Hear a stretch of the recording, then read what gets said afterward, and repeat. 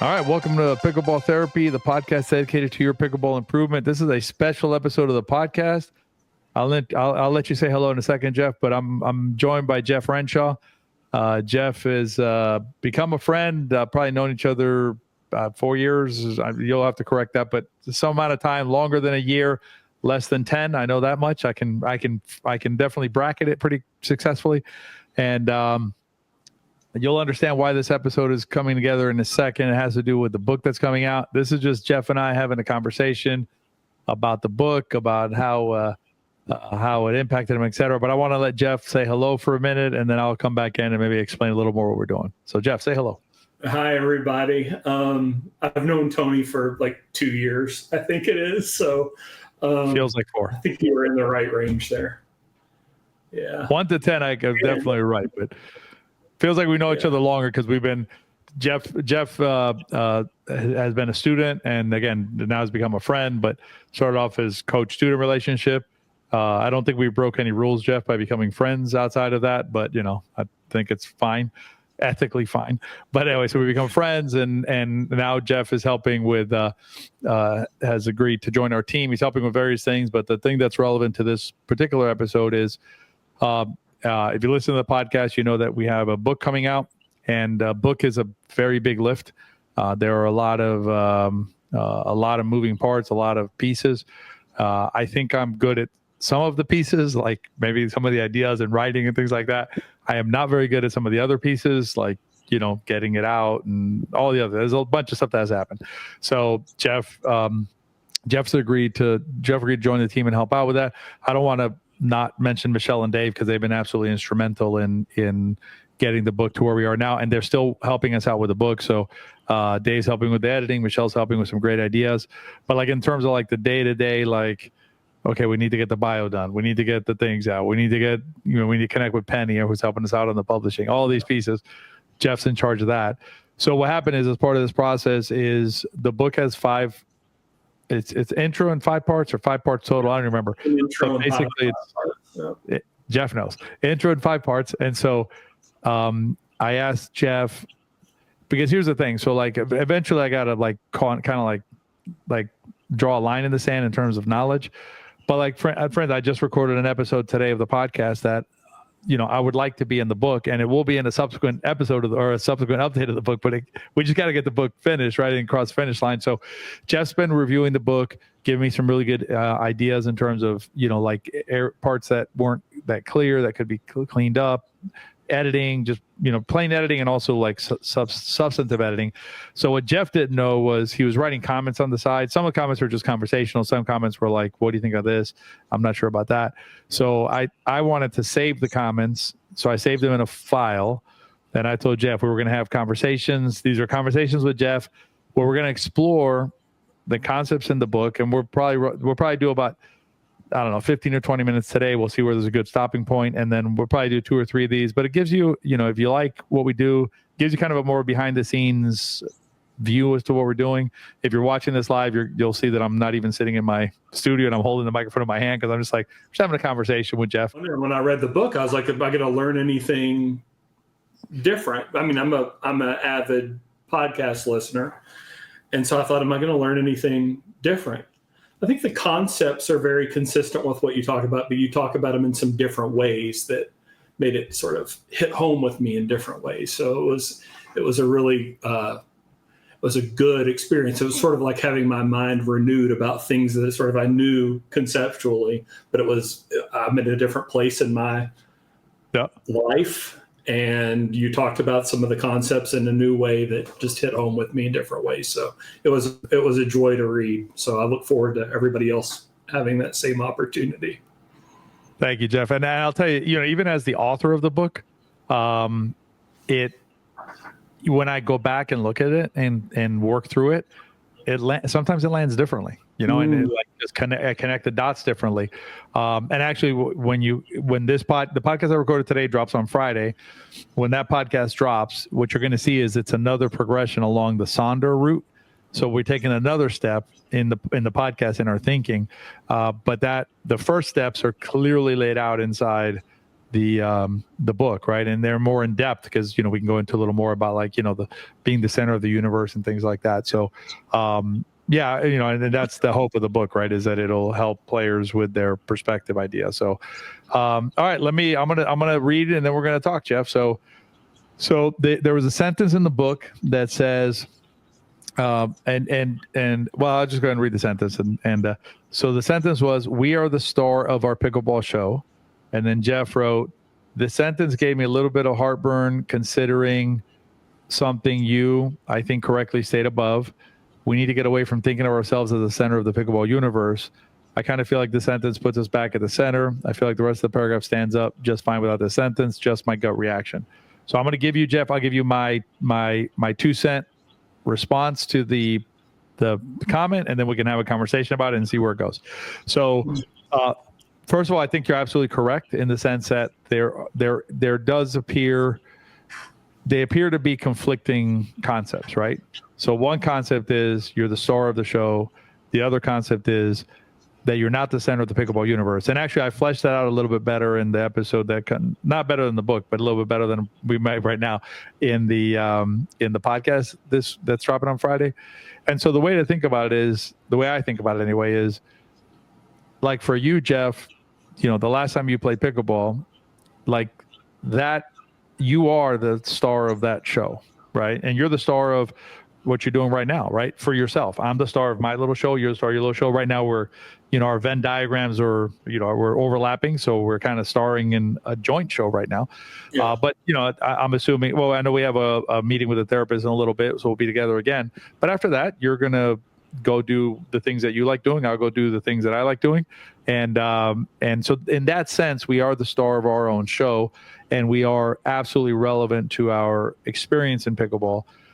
The other concept is one of basically not allowing our stardom to override or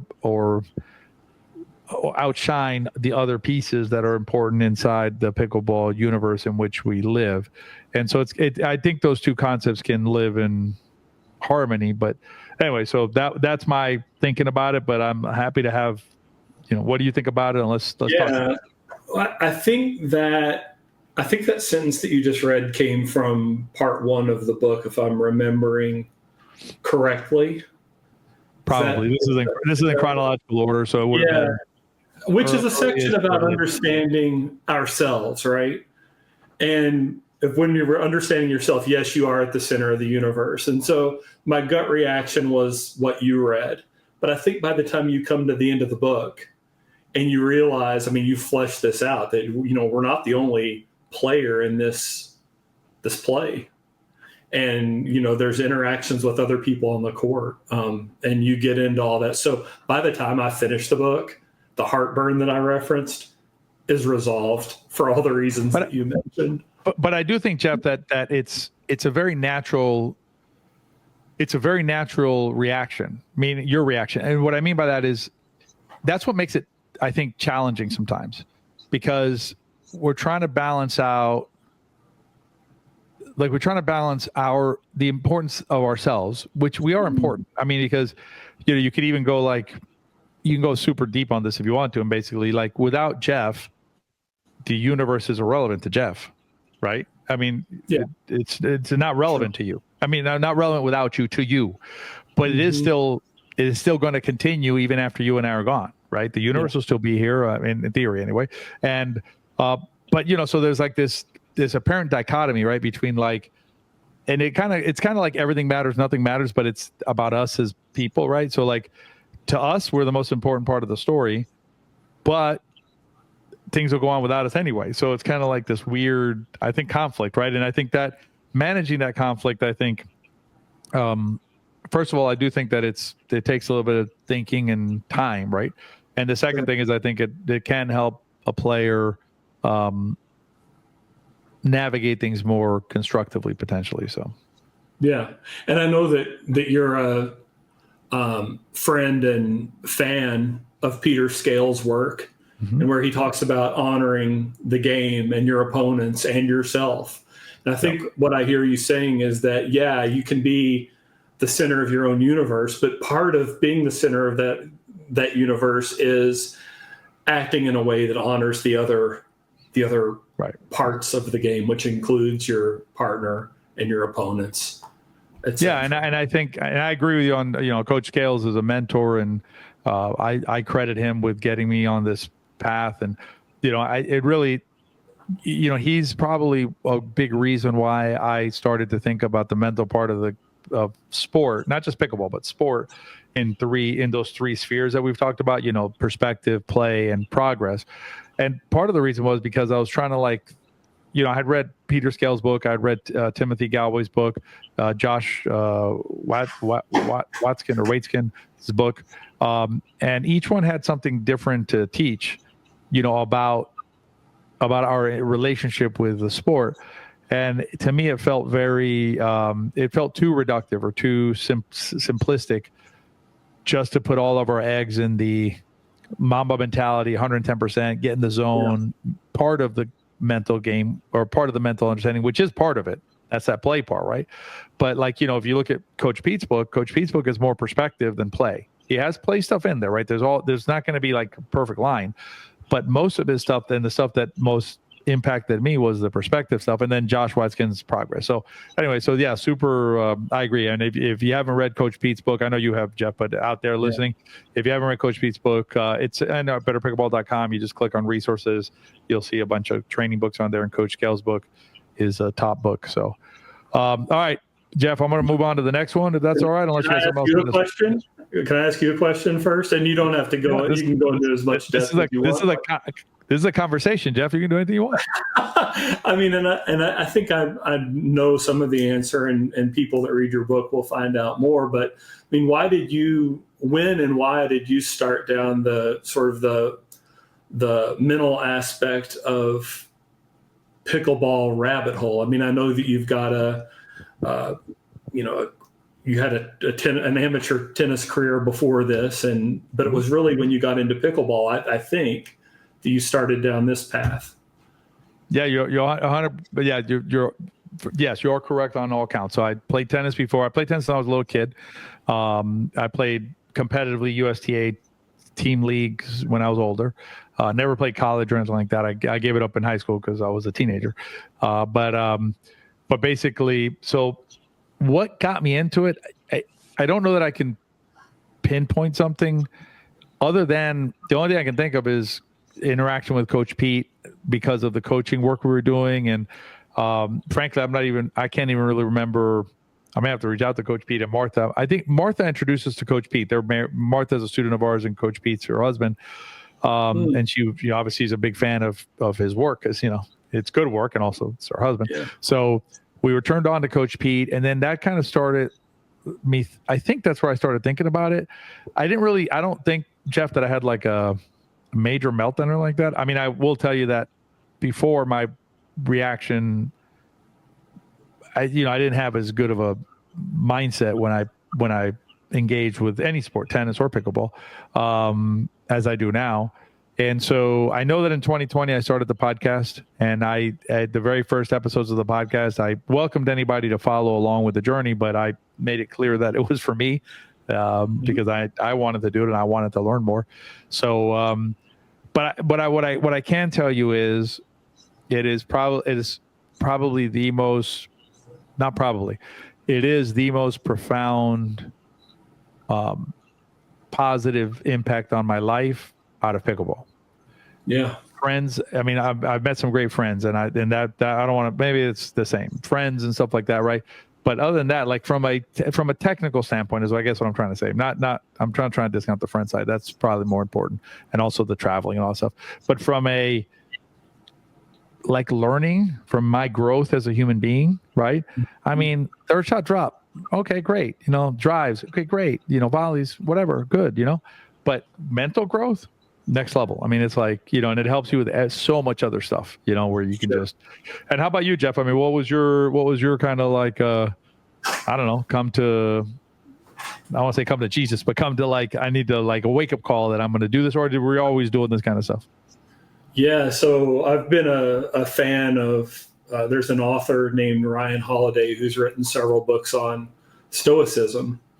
And then I started playing pickleball, and I was looking for good pickleball coaching, and I happened upon the things that you and CJ do.